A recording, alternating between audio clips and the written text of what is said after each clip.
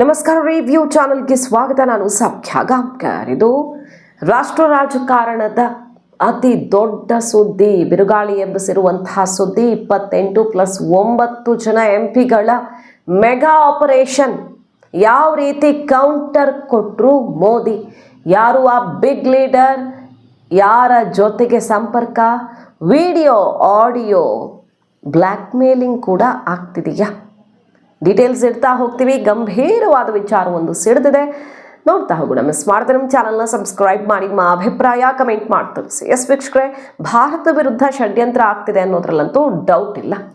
ಭಾರತದಲ್ಲಿರುವಂಥ ನಾಯಕತ್ವ ಬದಲಾವಣೆ ಆಗಲೇಬೇಕು. ಮೋದಿ ಇನ್ನೂ ಕಂಟಿನ್ಯೂ ಆದರೆ ಭಾರತ ಏನಾಗಬಹುದು, ಭಾರತ ಎಲ್ಲಿಗೆ ಹೋಗಿ ತಲುಪಬಹುದು ಅನ್ನೋ ಆತಂಕ ದೊಡ್ಡ ದೊಡ್ಡ ರಾಷ್ಟ್ರಗಳನ್ನು ಆವರಿಸ್ಕೊಂಡಿದೆ ಅನ್ನೋದ್ರಲ್ಲಿ ಡೌಟ್ ಇಲ್ಲ. ಆದರೂ ಕೂಡ ಭಾರತವನ್ನು ಬಿಟ್ಟು ಹೋಗೋದಕ್ಕಾಗದ ಪರಿಸ್ಥಿತಿಯನ್ನು ಭಾರತ ಸೃಷ್ಟಿಸಿದೆ. ಇವತ್ತು ಅಮೆರಿಕದಂಥ ರಾಷ್ಟ್ರ ಏನೇ ಕೆಂಪು ಮಾಡಿಕೊಂಡ್ರು ಮತ್ತೆ ನಮ್ಮ ಗ್ರೇಟ್ ಫ್ರೆಂಡು, ನಮ್ಮ ಕ್ಲೋಸ್ ಫ್ರೆಂಡು ಅಂದ್ಕೊಂಡು ಭಾರತ ಬೇಕು ಅಂತ ಕೈಕುಲುಕಿ ಬರಬೇಕಾದ ಅನಿವಾರ್ಯತೆ ಸೃಷ್ಟಿಸಿದ್ದಾಗಿದೆ. ಈಗ ಅಷ್ಟೊಂದು ಒತ್ತಡವನ್ನು ಭಾರತ ಸೃಷ್ಟಿ ಮಾಡಿದೆ. ಭಾರತದ ನಾಯಕತ್ವದಲ್ಲಿರುವಂಥ ಸ್ಥಿರತೆ ಸೃಷ್ಟಿ ಮಾಡಿದೆ. 11 ವರ್ಷಗಳ ನಿರಂತರ ಆಡಳಿತ. ಎಲ್ಲ ರಾಷ್ಟ್ರಗಳಲ್ಲೂ ಕೂಡ ನಾಯಕತ್ವ ಬದಲಾವಣೆ ಆಗಿದೆ.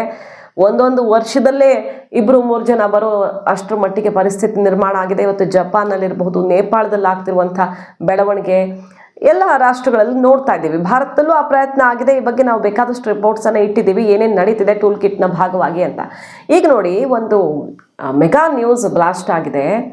ಕೆಲವು ದಿನಗಳಿಂದ ಅದು ಚರ್ಚೆಯಲ್ಲಿದೆ. ಆದರೆ ಅದಕ್ಕೆ ಕೌಂಟರ್ ಹೆಂಗೆ ಮಾಡ್ತಿದ್ದಾರೆ ಮೋದಿ ಅನ್ನೋದು ಈಗಿನ ಗಮನ ಸೆಳೆತಿರೋ ಬೆಳವಣಿಗೆ. ನೇಪಾಳದಲ್ಲಿ ಈ ಡೆವಲಪ್ಮೆಂಟ್ ಬೆನ್ನಲ್ಲೇ ನೇಪಾಳದಲ್ಲಿ ನೋಡಿದ್ವಲ್ಲ, ಮಾಜಿ ಪ್ರಧಾನಿ ಹೆಂಡತಿನೇ ಸುಟ್ಟಾಕೋ ತನಕ ಮನೆ ಸುಟ್ಟಾಕ್ತಾರೆ, ಪಾರ್ಲಿಮೆಂಟ್ ಅರಮನೆ ಎಲ್ಲ ಒಡಿಸಲ್ಲಿ ಏನೂ ಉಳ್ಕೊಂಡಿಲ್ಲ. ಆ ರೀತಿಯಲ್ಲಿ ಜನ್ಜಿ ಹೋರಾಟ ಅನ್ನೋ ಹೆಸರಲ್ಲಿ ಬರೀ ಸೋಷಿಯಲ್ ಮೀಡಿಯಾದಲ್ಲ, ಬೇರೆ ಬೇರೆದೆಲ್ಲ ಸೇರಿಕೊಂಡು ಹೊರಗಿನವರ ಕೈವಾಡ ಅಲ್ಲಿ ಅನ್ನೋದನ್ನು ಸ್ಪಷ್ಟವಾಗಿ ನೋಡಬಹುದು. ಭಾರತಕ್ಕೆ ಈ ಬೆಳವಣಿಗೆ ಅನುಕೂಲಕರವಾಗಿದೆಯಾ ಅನ್ನೋದು ಬೇರೆ, ಆದರೆ ಅಲ್ಲಾಗ್ತಿರೋ ಡೆವಲಪ್ಮೆಂಟ್ ನಾಳೆ ಮತ್ತೊಂದು ರಾಷ್ಟ್ರದಲ್ಲೂ ಆಗಲ್ಲ ಅಂತ ಹೇಳೋಕ್ಕಾಗಲ್ವಲ್ಲ. ನೋಡಿ, ಅದೇ ರೀತಿಯದ್ದೊಂದು ಸುದ್ದಿ ಇದು.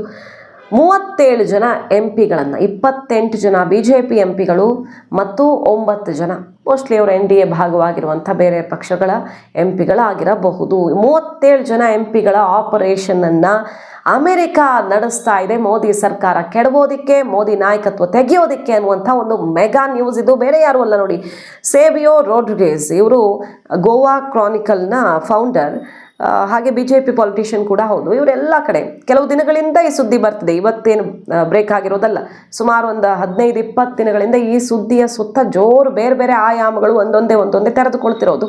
ಅವ್ರು ಹೇಳ್ತಿದ್ದಾರೆ, ಇಂಥದ್ದೊಂದು ಕಾನ್ಸ್ಪಿರಸಿ CIA ಮೂಲಕ, ಅಮೆರಿಕಾ ಮೂಲಕ, ಡೀಪ್ ಸ್ಟೇಟ್ ಮೂಲಕ ಭಯಂಕರ ಸ್ವರೂಪದಲ್ಲಿ ನಡೀತಿದೆ. ಮತ್ತು ಅದು ಆಲ್ರೆಡಿ ಮೀಟಿಂಗ್ಗಳು ಕೂಡ ಶುರುವಾಗಿವೆ. ಆ 37 ಜನ ಎಂಪಿಗಳು ಯಾರ್ಯಾರು ಅನ್ನೋದ್ರ ಸುತ್ತ ಈಗ ಚರ್ಚೆ ಶುರುವಾಗಿದೆ. ಇಂಥದ್ದೊಂದು ಗಂಭೀರ ಆರೋಪ ಮಾಡಿದ್ದಾರೆ ಅವರು. ಅವ್ರಿಗೆ ಎಲ್ಲಿಂದ ಸೋರ್ಸು, ಏನು ಕಥೆ ಅನ್ನೋದು ಕೆಲವೊಂದೆಲ್ಲ ಹೇಳ್ತಿದ್ದಾರೆ ಅವರು. ಒಬ್ಬ ಬಿಗ್ ಲೀಡರ್ ಅಂತೆ, ಮೋಸ್ಟ್ಲಿ ದೊಡ್ಡ ಕುರ್ಚಿ ಆಸೆಯಲ್ಲಿರುವಂಥ ಬಿಗ್ ಲೀಡರ್ ಇರಬಹುದು. ಸಹಜವಾಗಿ ಯಾವುದೇ ಪಕ್ಷದಲ್ಲಿ ಪೈಪೋಟಿ, ಕುರ್ಚಿ ಏರ್ಬೇಕನ್ನುವಂಥ ಆಕಾಂಕ್ಷೆ ಇರುತ್ತೆ. ಆದರೆ ಮೋದಿ ಇವತ್ತು BJP ಅಥವಾ RSSನು ಮೀರಿ ಗಳಿಸಿರುವಂಥ ಹೆಸರು, ಜನರ ನಾಡಿ ಮಿಡಿತ ಯಾವ ರೀತಿ ಇದೆ, ಮೋದಿ ಕಂಟಿನ್ಯೂ ಆಗಬೇಕು ಅಂತ ಈ ಅವಧಿಗಲ್ಲ ಮತ್ತೊಂದು ಅವಧಿಗೂ ಮೋದಿ ಇರಲಿ ಅಂತ ಬಯಸುವಂಥದ್ದು ಎಷ್ಟು ಜನ ಇದ್ದಾರೆ. ಹಾಗಾಗಿ ಅಷ್ಟು ಸುಲಭ ಅಲ್ಲ ಅವ್ರನ್ನ ರೀಪ್ಲೇಸ್ ಮಾಡೋದು. ಸೊ ಇವರು ಆರೋಪ ಮಾಡ್ತಿರೋದು ಒಬ್ಬ ಲೀಡರ್ ಮತ್ತು ಅವ್ರ ಜೊತೆ 28 ಜನ ಎಂಪಿಗಳು ಈಗಾಗಲೇ CIA ಜೊತೆಗೆ, ಅಮೆರಿಕ ಜೊತೆಗೆ ಮೀಟಿಂಗ್ಗಳನ್ನು ನಡೆಸಿದ್ದಾರೆ. ಎಲ್ಲಿ ತನಕ ಅಮೆರಿಕ ಡೀಪ್ ಸ್ಟೇಟ್ ಪ್ಲ್ಯಾನ್ ಮಾಡಿದೆ ಅಂದರೆ, ಕೆಲವರ ಹನಿ ಟ್ರ್ಯಾಪ್ ಮಾಡಿದ್ರೂ ಪರವಾಗಿಲ್ಲ, ಡರ್ಟಿ ವಿಡಿಯೋಸು ಬೇರೆ ಬೇರೆ ವಿಚಾರಗಳನ್ನು ಹಿಡ್ಕೊಂಡಾದರೂ ಸರಿ. ಎಕ್ಸಾಕ್ಟ್ಲಿ 37 ನಂಬರ್ ಅಂತೆ ಅವ್ರು ಹೇಳ್ತಿರೋದು. 30, 35, 40 ಅಂತಲ್ಲ, ಎಕ್ಸಾಕ್ಟ್ಲಿ 37 ಜನಕ್ಕೆ ಬಲೆ ಬೀಸಿದೆ. ಸರ್ಕಾರ ಬೀಳಿಸೋದಕ್ಕೆ ಭರ್ಜರಿ ಪ್ಲ್ಯಾನ್ ಮಾಡ್ಕೊಂಡಿದೆ ಅಂತ ಅವ್ರು ಹೇಳ್ತಿದ್ದಾರೆ. ಆ ಪ್ಲ್ಯಾನ್ ಯಶಸ್ವಿ ಆಗೋದಕ್ಕೆ ಬರೀ 12 ತಿಂಗಳ ಡೆಡ್ಲೈನನ್ನು ಕೊಡಲಾಗಿದೆಯಂತೆ. ಬಿಗ್ ಲೀಡರ್ ಜೊತೆ ಪದೇ ಪದೇ ಮಾತುಕತೆ ಆಗ್ತಾ ಇದೆ ಅಂತ ಅವರು ಹೇಳ್ತಿದ್ದಾರೆ. ಮೊದಲನೇ ಹಂತದ ಮಾತುಕತೆ ಮುಗಿದಿದೆ ಅಂತ. 12 ತಿಂಗಳಲ್ಲಿ ಮೋದಿ ತೆಗಿಲೇಬೇಕು. ನಂಬರ್ 1 75 ವರ್ಷದ ಗಡಿ. ಈಗ ಅವ್ರ ಬರ್ತಡೇ ಬರುತ್ತಲ್ಲ ಸೆಪ್ಟೆಂಬರಲ್ಲಿ, ಅದಾದ ಮೇಲೆ ಅವ್ರು ಇಳಿಬೇಕು ಅನ್ನೋ ಒತ್ತಡವನ್ನು ಜೋರು ಮಾಡೋದು. RSS BJP ನಡುವೆ ಒಡಕನ್ನು ಸೃಷ್ಟಿಸುವುದಕ್ಕೂ ಕೂಡ ಅಲ್ಲಿಂದ ಪ್ಲಾನ್ ಆಗ್ತಿದೆಯಂತೆ. ಆಲ್ರೆಡಿ ಒಂದಿಷ್ಟು ಭಿನ್ನಾಭಿಪ್ರಾಯಗಳಿದ್ವು, ಆದರೆ ಅದಕ್ಕೂ ಕೌಂಟರ್ ಅನ್ನುವಂತೆ ಮೊನ್ನೆ ಮೋಹನ್ ಭಾಗವತ್ ಅವರು 75 ಅನ್ನೋ ಲಿಮಿಟ್ ಇಲ್ಲವೇ ಇಲ್ಲ ನಮ್ಮಲ್ಲಿ ಅಂತ ಘೋಷಿಸಿದ್ರು. ಮೋದಿ ಮತ್ತು RSS ನಡುವೆ, ಅಂದರೆ BJP RSS ನಡುವೆ ಒಂದಿಷ್ಟು ಸಮಸ್ಯೆ ಸವಾಲುಗಳು ಇರೋದು ಹೌದು, ಹಂಗಂತ ಅದೇನೋ ಭಯಂಕರ ಸಮಸ್ಯೆ ಆಗಿ ಉಳ್ಕೊಂಡಿಲ್ಲ, ಅದನ್ನು ಪರಿಹಾರ ಮಾಡಿಕೊಳ್ಳುವಷ್ಟು ಪರಿಸ್ಥಿತಿ ಕಂಟ್ರೋಲಲ್ಲಿ ಇದೆ ಅಂತ ಹೇಳೋ ಮೂಲಕ 75 ವರ್ಷದ ಡೆಡ್ಲೈನ್ ಇಲ್ಲವೇ ಇಲ್ಲ ಅಂತಾರೆ. ಈಗ ರಾಧಾಕೃಷ್ಣನ್ ಅವರು ಉಪರಾಷ್ಟ್ರಪತಿ ಕುರ್ಚಿಗೆ ಆಯ್ಕೆಯಾಗಿದ್ದು RSS ಕಟ್ಟಾಳುವಿಗೆ ಭರ್ಜರಿ ಬಹುಮತದಿಂದ ಬೆನ್ನಿಗೆ ನಿಂತು ಮೋದಿ ಅಮಿತ್ ಶಾ ಗೆಲ್ಲಿಸಿಕೊಳ್ಳುವಲ್ಲಿ ಯಶಸ್ವಿಯಾಗಿದ್ದು, ಕ್ರಾಸ್ ವೋಟಿಂಗ್ ಬೇರೆ ಆಗಿ NDAಗೆ 15 ಮತಗಳು ಆ ಕಡೆಯಿಂದ ಕೈಕೂಟದಿಂದನೂ ಬಂದಿದ್ದು ಎಲ್ಲ ಗಮನಿಸಿದ್ದೀವಿ ನಾವು. ಸೊ RSS ವಿಚಾರದಲ್ಲಿ ಮೋದಿ ಇಡ್ತಾ ಇರುವಂಥ ಅತ್ಯಂತ ನಾಜೂಕು ನಡೆ.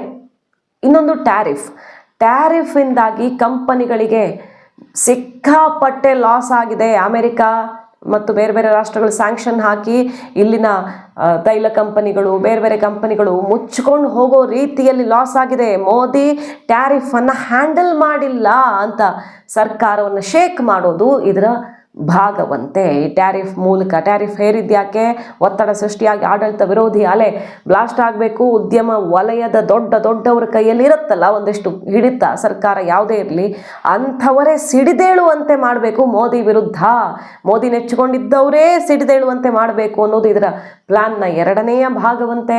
ಸೊ ಈಗ ಟ್ಯಾರಿಫ್ ವಿಚಾರದಲ್ಲಿ ಏನಾಗಿದೆ, ಟ್ರಂಪ್ ಕುರ್ಚಿಗೆ ಒತ್ತಡ ಸೃಷ್ಟಿಯಾಗಿದೆ. ಅಮೆರಿಕದಲ್ಲಿರುವವರೇ ಈ ನಿರ್ಧಾರ 21ನೇ ಶತಮಾನದಲ್ಲಿ ಅಮೆರಿಕವನ್ನು ವಿನಾಶ ಮಾಡುವಂಥ ನಿರ್ಧಾರ ಅಂತ ಮುಗಿಬಿದ್ದಿದ್ದು, ಟ್ರಂಪ್ ಈಗ ಪದೇ ಪದೇ ಮೋದಿ ಜೊತೆ ಕೈಕುಲುಕುವ, ಮತ್ತೆ ಸರಿ ಮಾಡಿಕೊಳ್ಳುವಂಥ ಪ್ರಯತ್ನ ಮಾಡ್ತಿದ್ದಾರೆ. ಮತ್ತೆ ಟ್ರೇಡ್ ಡೀಲ್ ಮಾತುಕತೆ ಓಪನ್ ಆಗಿದೆ ಅನ್ನುವಂಥ ಅನೌನ್ಸ್ಮೆಂಟ್ ಮೋದಿ ಟ್ರಂಪ್ ಇಬ್ಬರ ಕಡೆಯಿಂದನೂ ಆಗಿದೆ.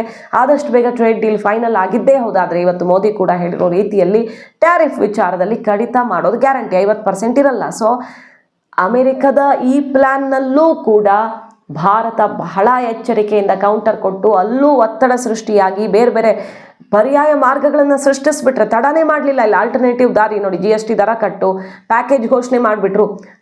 ಈ ರಫ್ತುದಾರರಿಗೆ, ಕಂಪನಿಗಳಿಗೆ ಎಲ್ಲೆಲ್ಲಿ ಲಾಸ್ ಆಗುತ್ತೆ ಅವರು ಸಿಡಿಯಬಾರ್ದು ಅಂತ ತಕ್ಷಣ ಕ್ರಮ. ಪ್ಯಾಕೇಜು 40 ದೇಶಗಳ ಜೊತೆ ವಹಿವಾಟು, ಅಟ್ಲೀಸ್ಟ್ ಅಮೆರಿಕ ಕರೆಕ್ಟಾಗಿ ಮ್ಯಾಚ್ ಮಾಡದೇ ಇದ್ದರೂ ತಕ್ಷಣಕ್ಕೆ ಲಾಸ್ ಆಗದಂತೆ ಬೇರೆ ದೇಶಗಳ ಜೊತೆಗೆ ಟೈಅಪ್ಪು ಮತ್ತು ಇನ್ನಷ್ಟು ಆಫರ್ಗಳು ರಷ್ಯಾದಿಂದ, ಇದೆಲ್ಲ ಕೂಡಲೇ ಕ್ರಮ ಕೈಗೊಂಡಿದ್ದು ಕೂಡ ಇದೇ ನಿಟ್ಟಿನಲ್ಲಿ. ಈಗ ಅಮೆರಿಕಾನೇ ಬಗ್ಗೋ ರೀತಿ ಕಾಣಿಸ್ತಾ ಇದೆ. ಹಾಗಂತ ನಿಂತೇ ಹೋಯ್ತು ಅವರ ಸಂಚು ಅಂತಲ್ಲ, ಬೇರೆ ಬೇರೆ ಆಯಾಮಗಳನ್ನು ನಡೀಬಹುದು. ಭಾರತ ಸರ್ಕಾರ ಕೂಡ ಆ ಎಲ್ಲ ಸಂಚಿಗೆ ಹೇಗೆ ಉತ್ತರ ಕೊಡೋದು ಅಂತ ತಯಾರಿ ಮಾಡ್ಕೊಂಡಿರತ್ತೆ. ಮತ್ತು ಇಲ್ಲಿನ ಸಂಸ್ಥೆಗಳ ಮೇಲೆ ನಂಬಿಕೆ ಕಳ್ಕೊಳ್ಳೋ ರೀತಿಯಲ್ಲಿ ವಾತಾವರಣ ಸೃಷ್ಟಿಸೋದು, ಇಲ್ಲೂ ಕೂಡ ಅಸಹನೆ, ಅರಾಜಕತೆಯನ್ನು ಸೃಷ್ಟಿಸೋದಕ್ಕೆ 12 ತಿಂಗಳು ಡೆಡ್ಲೈನ್ ಇಟ್ಟುಕೊಂಡು ಆಟ ಆಡ್ತಿದೆ CIA ಅನ್ನೋದೊಂದು ರಿಪೋರ್ಟನ್ನು ಕೊಡ್ತಿದ್ದಾರೆ ಇವರು. ಅವರ ರಿಪೋರ್ಟ್ ಆಧಾರದಲ್ಲಿ ಮಾತಾಡೋದಕ್ಕೆ ಹೋದರೆ 37 ಜನ MP ಗಳನ್ನು ತೆಗೆದು ಬಿಟ್ಟರೆ NDAಗೆ ಶಾರ್ಟೇಜ್ ಆಗಿಬಿಡುತ್ತೆ. ಆರಾಮಾಗಿ ನೋ ಕಾನ್ಫಿಡೆನ್ಸ್ ಮೋಷನ್ನ ಮೂವ್ ಮಾಡ್ತವೆ ಪ್ರತಿಪಕ್ಷಗಳು. ಆಗ ಸಮಸ್ಯೆ ಉದ್ಭವಿಸಿ ಅಲ್ಲೋಲ ಕಲ್ಲೋಲ ಆಗತ್ತೆ.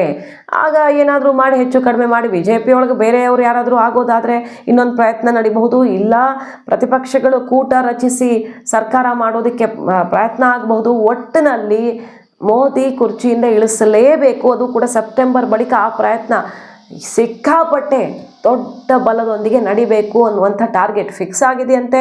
37 MP ಬಲೆ ಬೀಸಿದೆಯಂತೆ. ಅದಕ್ಕೆ ಇಲ್ಲೇ ಒಬ್ಬರು ಸೂತ್ರಧಾರರನ್ನು ಕೂಡ ರೆಡಿ ಮಾಡಿ ಅಮೆರಿಕ ಮೆಗಾ ಗೇಮನ್ನು, ಊಹಿಸದಂಥ ಒಂದು ಆಪರೇಷನನ್ನು ತಯಾರು ಮಾಡಿದೆ ಈಗ ಅಂತ ಅವ್ರು ಹೇಳ್ತಿದ್ದಾರೆ. BJP ಪಾಲಿಟಿಷಿಯನ್ ಕೂಡ ಆಗಿರುವಂತಹ, ಗೋವಾ ಕ್ರಾನಿಕಲ್ ಚೀಫ್ ಆಗಿರುವಂಥ ಈ ವ್ಯಕ್ತಿ ಕೊಡ್ತಾ ಇರುವ ರಿಪೋರ್ಟಿಗೆ ಇಡೀ ದೇಶದಲ್ಲಿ ಸಂಚಲನ ಸೃಷ್ಟಿ ಮಾಡಿದೆ. ಹೆಜ್ಜೆ ಹೆಜ್ಜೆಗೂ ಬಂದಿರೋ ಸವಾಲನ್ನು ಭಾರತ ಎದುರಿಸ್ತಿರೋ ರೀತಿ, ಅಜಿತ್ ದೋವಲ್ ಮತ್ತು ಜೈಶಂಕರ್ ಅವರು ಕೊಡ್ತಿರೋ ಕೌಂಟರು, ಮತ್ತು ಭಾರತದಲ್ಲಿ ನಾಗರಿಕನನ್ನೇ ಬಳಸ್ಕೊಂಡು ಹೊಸ ಸ್ವರೂಪದಲ್ಲಿ ಹೇಗೆ ಯುದ್ಧ ನಡೆಯಬಲ್ಲದು, ಅದು ನಾರ್ತ್ ಈಸ್ಟಿಂದ ಇರಬಹುದು, ಮಣಿಪುರದಿಂದ ಇರಬಹುದು, ಬೇರೆ ಬೇರೆ ಹೊಸ ಕಾಯ್ದೆ ಕಾನೂನು, ವಕ್ಫು ಇನ್ನೊಂದು ತರೋದಕ್ಕೆ ಹೊರಟಾಗ ಏಳುವಂತಹ ಆಕ್ರೋಶ, ಆ ಸ್ವರೂಪವನ್ನು, ದಂಗೆ ಸ್ವರೂಪವನ್ನು ಪಡ್ಕೊಳ್ಳೋದಿರಬಹುದು, ಹೇಗೆ ಎಚ್ಚರಿಕೆ ವಹಿಸಿ ಎಲ್ಲವನ್ನ ಮೊಳಕೆಯಲ್ಲೇ ಚಿವುಟ್ ಹಾಕ್ಕೊಂಡು ಸರ್ಕಾರ ಕಾಳಜಿ ವಹಿಸ್ತಿದೆ ಅನ್ನೋದನ್ನು ಗಮನಿಸ್ತಿದ್ದೀವಿ. ನೇಪಾಳದಲ್ಲಿರಲಿ, ಜಪಾನ್ನಲ್ಲಿ ಆಗಿರೋ ಡೆವಲಪ್ಮೆಂಟ್ ಇರಲಿ, ಎಲ್ಲನೂ ಎಚ್ಚರಿಕೆ ಕರೆಗಂಟೆ. ಹಾಗಾಗಿ ಬಹಳ ದೊಡ್ಡ ಸವಾಲು, ದೊಡ್ಡದೊಂದು ಟೀಮು ಮೋದಿ ಇಳಿಸಲೇಬೇಕು. ಯಾಕಂದರೆ ಭಾರತದ ವೇಗಕ್ಕೆ ಕಡಿವಾಣ ಹಾಕಬೇಕು. ಭಾರತ ಇನ್ನೊಂದು ಚೀನಾ ಆಗಿ ಬೆಳೆದು ನಿಲ್ತಾ ಇದೆ ಇವತ್ತು ಮೋದಿ ನಾಯಕತ್ವದಲ್ಲಿ. ಚೀನಾ ನಂಬರ್ 1 ಆಗೋಕೆ ಹೊರಟಿದೆ. ಭಾರತ ಇನ್ನು 13 ವರ್ಷಗಳಲ್ಲಿ ನಂಬರ್ 2 ಆಗಿಬಿಡುತ್ತೆ ಇದೇ ವೇಗದಲ್ಲಿ ಹೋದರೆ. ಇದೇ ವೇಗ ಅಂದರೆ 6.5 7 GDP ಅವರು ಎಕ್ಸ್ಪೆಕ್ಟೇಷನ್ ಇರೋದು. ಭಾರತ ಆ ನಿರೀಕ್ಷೆ ಮೀರಿ ಈ ಸಲ ಈ ಕ್ವಾರ್ಟ್ರಲ್ಲಿ ನೋಡಿದ್ವಲ್ಲ 7.8%. ಆ ಥರ ಮ್ಯಾಜಿಕ್ ಏನಾದ್ರು ಆಗ್ತಾ ಹೋಗ್ಬಿಟ್ರೆ ಆ ಡೆಡ್ಲೈನ್ಗಿಂತ ಮುಂಚೆನೇ ಏನು ಬೇಕಾದರೂ ಆಗಬಹುದು. ಇದೆಲ್ಲ ಕಂಗಾಲು ಮಾಡಿದೆ ಪಾಶ್ಚಿಮಾತ್ಯ ರಾಷ್ಟ್ರಗಳನ್ನು, ಅಮೆರಿಕದಂತಹ ರಾಷ್ಟ್ರವನ್ನು. ಹಾಗಾಗಿ ಮೋದಿ ಒಬ್ಬರು ಇಳಿದು ಬಿಟ್ಟರೆ ಇಲ್ಲಿ ಅರಾಜಕತೆ, ಅತಂತ್ರ ಪರಿಸ್ಥಿತಿ, ಅಸ್ಥಿರತೆ ಸೃಷ್ಟಿಸಿಬಿಟ್ರೆ ಭಾರತ ಗಾನ್ ಅನ್ನೋ ಸ್ಕೆಚ್ ರೆಡಿ ಆಗಿದೆ. ಆದರೆ ಅದಕ್ಕೆಲ್ಲ ಸೊಪ್ಪು ಹಾಕೋಲ್ಲ ಭಾರತ. ಇದೆಲ್ಲ ಸಂಚನ್ನು ಅರಿತು ಬಹಳ ಜಾಣತನದ ಹೆಜ್ಜೆ ಇಟ್ಟಂಗೆ ಕಾಣಿಸ್ತಾ ಇದೆ. ನೋಡಬೇಕು ಮುಂದಿನ ದಿನಗಳಲ್ಲಿ. ಸವಾಲುಗಳಂತೂ ಸಾವಿರ ಸಂಖ್ಯೆಯಲ್ಲಿರೋದು. ಮಾಹಿತಿ ಇಷ್ಟ ಆಗಿದ್ರೆ ಮಿಸ್ ಮಾಡಿದ್ರೆ ನಮ್ಮ ಚಾನಲ್ನ ಸಬ್ಸ್ಕ್ರೈಬ್ ಮಾಡಿ, ನಿಮ್ಮ ಅಭಿಪ್ರಾಯ ಕಮೆಂಟ್ ಮಾಡಿ ತಿಳಿಸಿ. Thank you.